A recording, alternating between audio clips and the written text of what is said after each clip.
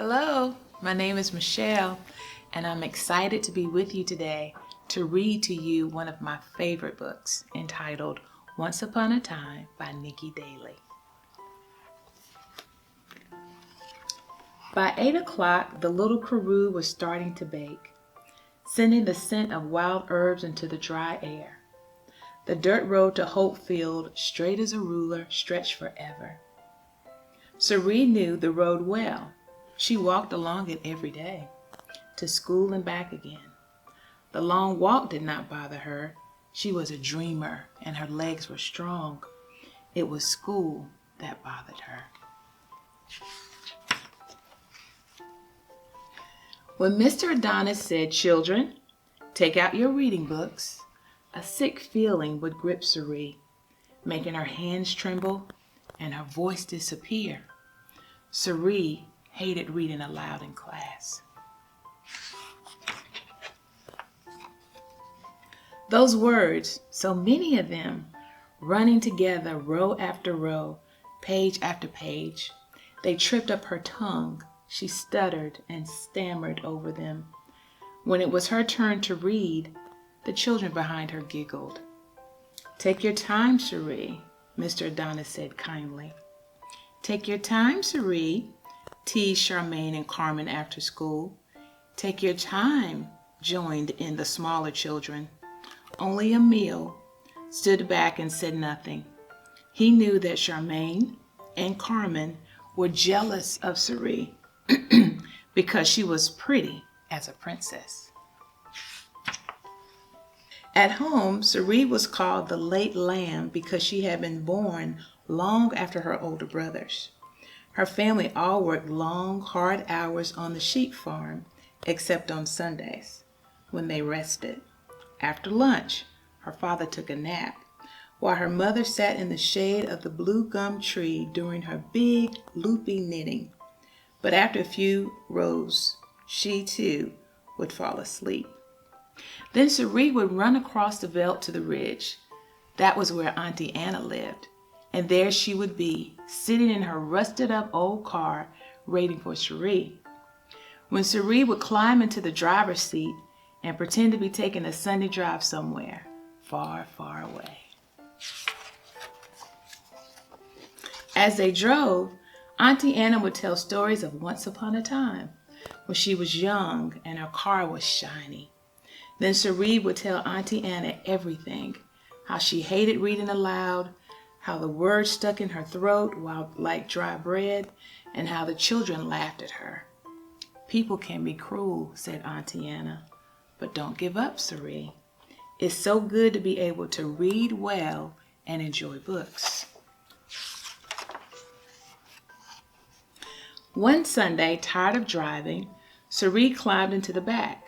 Dreamily, she ran her hands over the brittle leather into the darkness between the seat and the backrest. Then she felt it. Something under the seat. She pulled, and out came a dusty old book. Sorie jumped into the front seat with the book. The cover creaked as she opened it. "My goodness, Sorie," said Auntie Anna. "Look, it says, 'To Lizzie with a love from Mama and Papa.' This book belonged to my daughter." Read it to me, pleaded Sorie. The old woman shook her head. "No, Sorie." Sorie looked puzzled. Then Auntie Anna's mouth crinkled out into a smile. "We will read it together."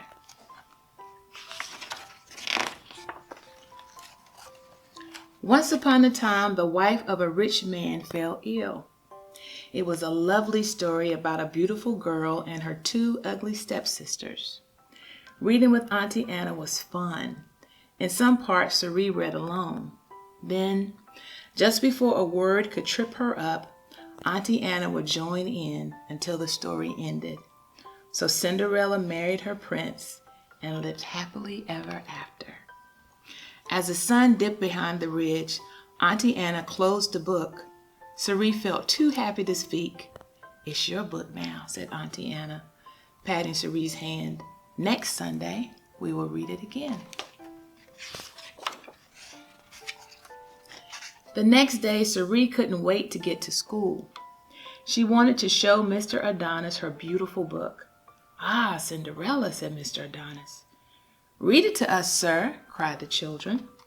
As Mr. Adonis read, Sorie remembered all of it. She could even see some of the words. Then Mr. Adonis asked the children to take out their reading books. Excitedly, Sorie opened her reading book, but when it was her turn to read aloud, the words tangled around her tongue and she started to stammer. "Take your time, Sorie," said Mr. Adonis. Emile looked at Sorie. Her eyes filled with tears as she struggled to get the words out. Charmaine and Carmen giggled behind her. When Sorie saw Auntie Anna, she told her all about it. "Emile is the only one who doesn't laugh," said Sorie. "Well, he sounds like a prince," said Auntie Anna. Then she clapped her hands and said, "And guess who you can be?" She dashed into her house and came out carrying an old evening dress. It smelled musty, but it sparkled as it fell over Sorie's shoulders. "My princess," declared Auntie Anna with a low bow. On the Sundays that followed, Sorie read her favorite book for Auntie Anna. The more she read, the less afraid she felt about reading in class. And the less afraid she felt, the better she read. One day, Mrs. November, the school principal, visited the classroom to hear the children read. One by one, they read aloud. Soon it was Sorie's turn. She opened her reading book, and suddenly the old feeling came back. What if she made a mistake and lost her place? What if she found her place but lost her voice? Mr. Adonis waited patiently. The class started to fidget. Sorie thought about all the words she had read with Auntie Anna. She could see them, lots of friendly letters holding hands to form words that danced and sang together. She could feel Auntie Anna beside her. Bravely, she took a deep breath and started to read. The words poured out as clear as spring water. "You read beautifully," said Mrs. November. Out of the corner of her eye, Sorie could see Emile smiling. After school, Sorie and Emile walked home together. "Would you like to go for a drive in my car?" asked Sorie. Emile laughed. "Where's your car?" "I'll show you," said Sorie, taking his hand.